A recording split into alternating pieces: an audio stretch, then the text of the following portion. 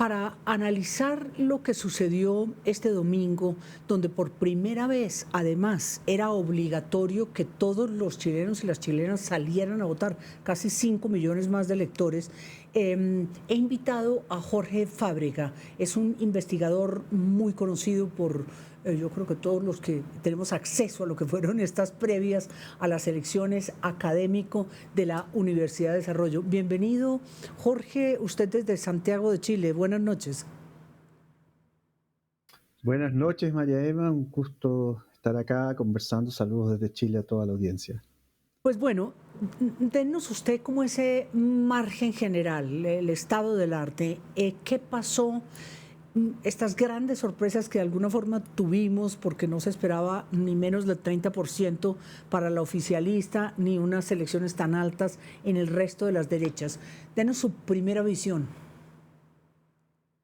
Mira, a nivel de titulares, lo esencial es efectivamente que la candidata del oficialismo no logra obtener el apoyo de lo que se entendía por las encuestas era el apoyo habitual del oficialismo, que es 30%, algunos días un poquito más, otros días un poco menos, pero era 30%, y como bien señalaba, no alcanzó a esa cifra, logró un 26,8%, y que al frente tiene un candidato que históricamente representa el ala más a la derecha chilena, ¿ya? Solo que en esta ocasión se dio una peculiaridad que a su derecha apareció incluso una persona más a la derecha que él, y él tomó, que es José Antonio Cast, tomó una postura que al lado de su compañero de lista, por llamarlo de cierta manera, eh, apareció un poco más moderado, y él se ajustó a una agenda muy precisa. Dijo, acá tenemos problemas de inmigración, tenemos problemas de crimen, tenemos problemas de seguridad, tenemos problemas de desempleo, y yo voy a hablar de eso y no de todos los otros temas por los que soy conocido. Claro, Y o nunca se sea, salió de ahí, sí. y eso, O sea que él dejó un poco sí, como sí, esas acusaciones al pinochetismo o a una ultraderecha vieja, tal vez de hace claro. 40, 50 años, y se centró más en los problemas actuales que deja Boric.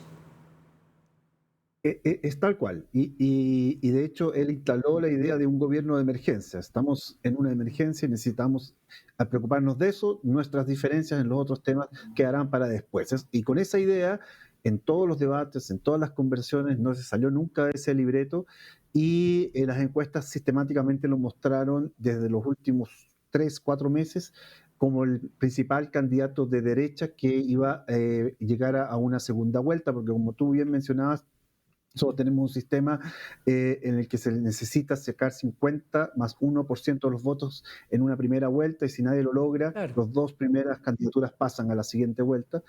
Y el oficialismo tenía un solo candidato y la oposición de derecha tenía tres candidatos ahí presentes, y habían algunos otros candidatos adicionales.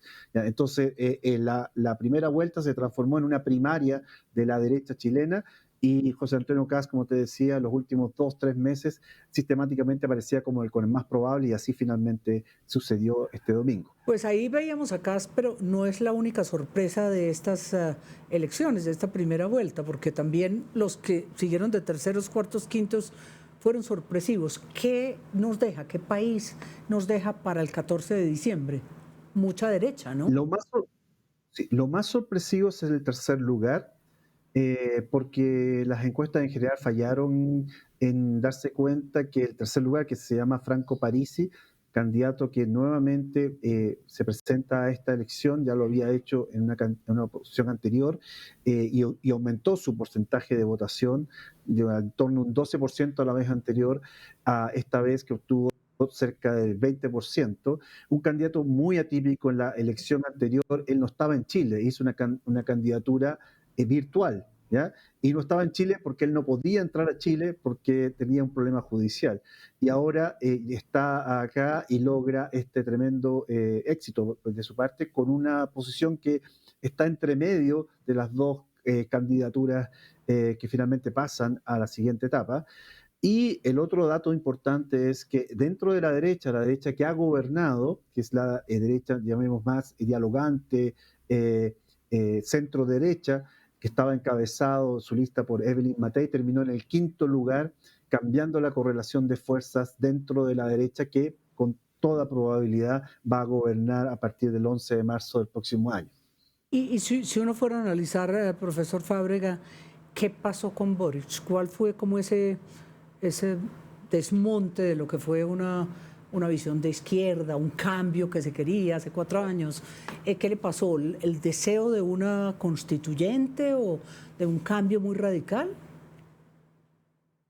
Bueno, el fracaso del ciclo constituyente completo partió el 4 de septiembre del año 2022, es decir, solamente un par de meses después de que asumió el gobierno de Gabriel Boric. En ese minuto, la agenda con la que él fue elegido fracasó en ese plebiscito en el cual se rechazó por parte de la población y de manera contundente, más del 60%, que dijo que no al cambio constitucional. Y todo lo que vino después ha sido un rebaraje de lo mismo. ¿No? La población simplemente no encontró que será la vía para canalizar las dificultades que habían salido transparentemente en el estallido social del 2019. Y desde esa época, incluso un par de meses antes, hasta el día de hoy, las aprobaciones del presidente Boric se mantuvieron siempre en torno a un 30%, ¿ya? Y no subían ni bajaban ante los distintos eventos que sucedieran en el país.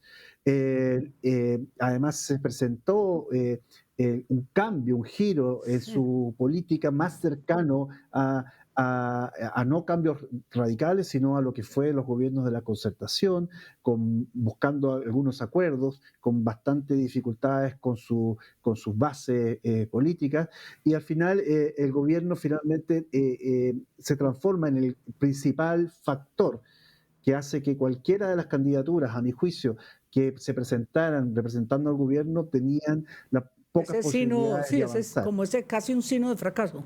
Jorge, pero ya que usted habla de ese fracaso de una reforma constitucional que fue donde se desploma la visión de su gobierno, acaba de pasar eso en Ecuador, ¿no? Donde también la ciudadanía rechazó lo que fue la propuesta constituyente, los 4 puntos de reforma constitucional o plebiscitarias en el Ecuador. ¿Qué le pasa a la ciudadanía? ¿No se conecta? No es un tema ideológico, sino un tema porque allá era un gobierno de aquí en Ecuador, un gobierno de derechas, allá un gobierno de izquierdas. ¿Qué desintonía hay?